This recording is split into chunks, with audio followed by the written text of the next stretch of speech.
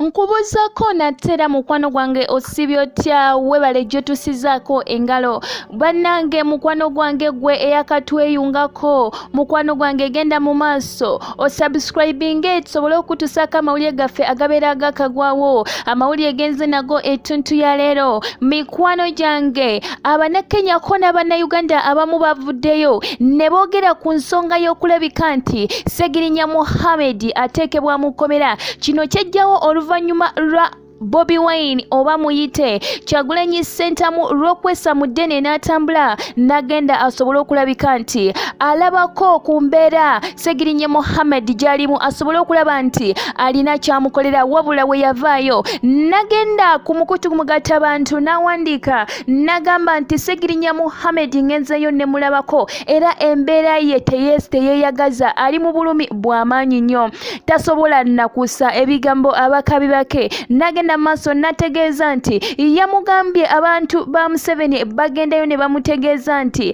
munnange vaayo weetondere pulezidenti w'eggwanga amanyikiddwa nga Yoweri Kaguta Museveni omwetondere osobole okulabika nti mwana ato ofuna eddembe ery'obuntu ery'obwebange naye mukwano gwange Ssegirinnya n'amutegeeza nti nze sisobola ngenda kuyimirira ku ekyo ekituufu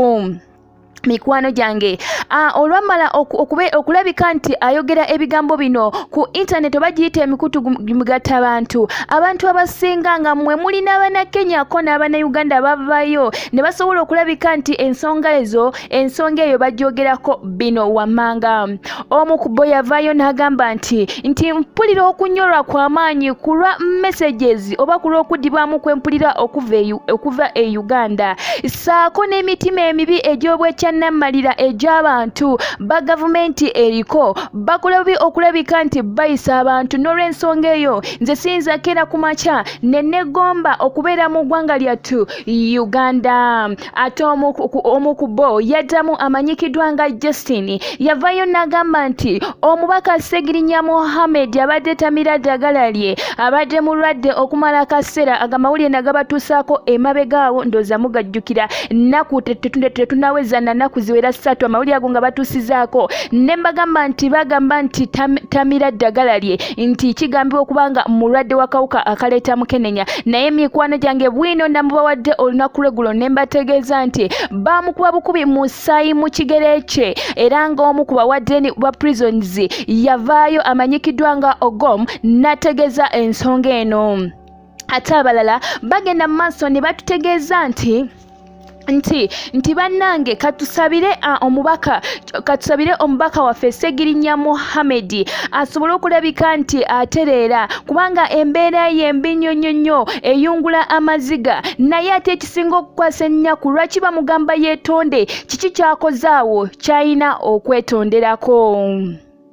ate ye Kibeti yavaayo n'agamba nti kirungi webale nnyo okubeera n'ogwo omutima oguddukirira abantu okulabika nti basobola okulabika nti bafuna obwenkanya era yavaayo n'agamba nti bannange kyandibadde kirungi state nevaayo ba gavumenti nevaayo nesobola okulabika nti eyambako basobole okulabika nti Honorable Ssegirinnya afuna obujjanjabi ebweru ate ye omulala yavaayo n'ategeeza amanyikiddwa nga Alanze yavaayo n'agamba nti His Excellency webale nnyo okubeera n'ogwo omutima omulungi naye yayogera kintu kyekimu nti kasuubire nti poliisi enevaayo n'ekola ekyo kyerina okukola ate omulala amanyikiddwa nga Kali yavaayo n'agamba nti bannange